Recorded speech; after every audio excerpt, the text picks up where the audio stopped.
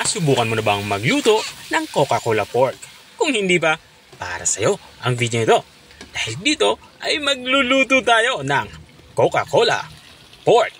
Simulan na natin ating pagluluto. Nagpainit na nga ako dito ng kawali. At nang uminit na, nilagyan ko ito ng mantika. At nang uminit na ang mantika, magsisimula tayo mag-isa.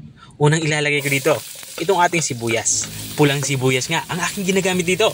Pero pwede kayong gumamit dito ng puting sibuyas. Walang problema yan. At ilalagay na din natin itong ating bawang. Sa bawang naman ay pinitpit ko lang to at saka hiniwa ko ng maliliit. Igigisa natin itong dalawang sangkap natin panggisa hanggang sa lumambot ito at lumabas yung aroma nito.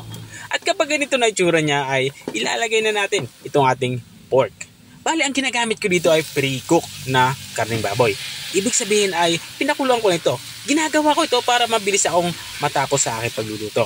Pero kung marami naman kayong oras na nakalaan sa pagluluto, ay okay lang naman yung fresh na karneng baboy. Isa nga natin itong ating karneng baboy hanggang sa matusta ito katulad ng nakikita nyo. At maglalagay na din tayo dito ng mga pampalasa. Unang inilagay ko nga dito ang toyo. Sinundan ko na ito ng liquid seasoning. At para mas maging malasa yung ating nilulutong ulam, naglalagay tayo dito ng oyster sauce. At dadagdagan na din natin ito ang ketchup. Ito naman ay para maging manamis-namis yung ating nilulutong ulam. Ang ketchup nga yung aking ginagamit dito. Pero pwede kayong gumamit dito ng tomato ketchup. Walang problema yan. At nagdagdag na din ako dito ng black pepper or pamintang durog. At saka ko ito hahaluin. Haluin natin ito ng maigi para siguradong kumapit yung ating mga inilagay na pampalasa dito sa ating karning baboy. At matapos natin ito mahalo ng maigi ay ito naman sa parte ito, ilalagay na natin itong ating sabaw. Coca-Cola nga yung ating pangsasabaw dito dahil Coca-Cola pork yung ating niluluto. Obvious naman, di ba? Bala, hindi na tayo magagamit dito ng tubig. Ang ating Coke na ang ating magiging sabaw nito. Dahil nga nasayangan ako sa aking pinagpakuluan, ilalagay ko na din itong ating pork broth. At saka ko ito tatakpan. Lulutuin lang natin to or papakuluin lang natin to ng mga 15 minutes. Dahil nga luto na nga itong ating karneng baboy, kaya hindi na natin to kailangan patagalin sa pagpapakulo. Malipas nga ng 15 minutes ay binuksan ko na nga ito. Dito nga nakikita nyo naman na igana nga yung sabaw.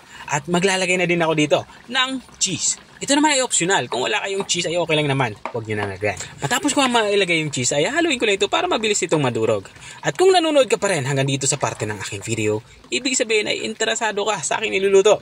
Baka pwede mo naman i-comment kung taga saan ka para alam ko kung hanggang saan umabot ang aking video. Balik na tayo dito sa aking nilulutong ulam. Matapos ko nga ito malagyan ng cheese ay tinakpan ko ito. At dito naman sa parte ito ay naigaan na nga yung sabaw ng ating nilulutong ulam. Kaya pwede natin itong iserve. Pero bago natin ito iserve, lagyan lang natin ito ng onion leeks. Ito naman ay optional. Kung wala kayong onion leeks, okay lang naman. Pang-garnish lang naman ito. At ito na nga yung ating Coca-Cola pork. Kung nakarating ka hanggang dito sa dulo ng aking video, maraming salamat sa panonood. At kung nagustuhan mo naman yung bago nating recipe ibinahagi, baka pwede mo naman ito i-share. O siya, hanggang dito na lang ako. Kita-kita ulit sa mga susunod kong mga videos. Paalam! Bye-bye!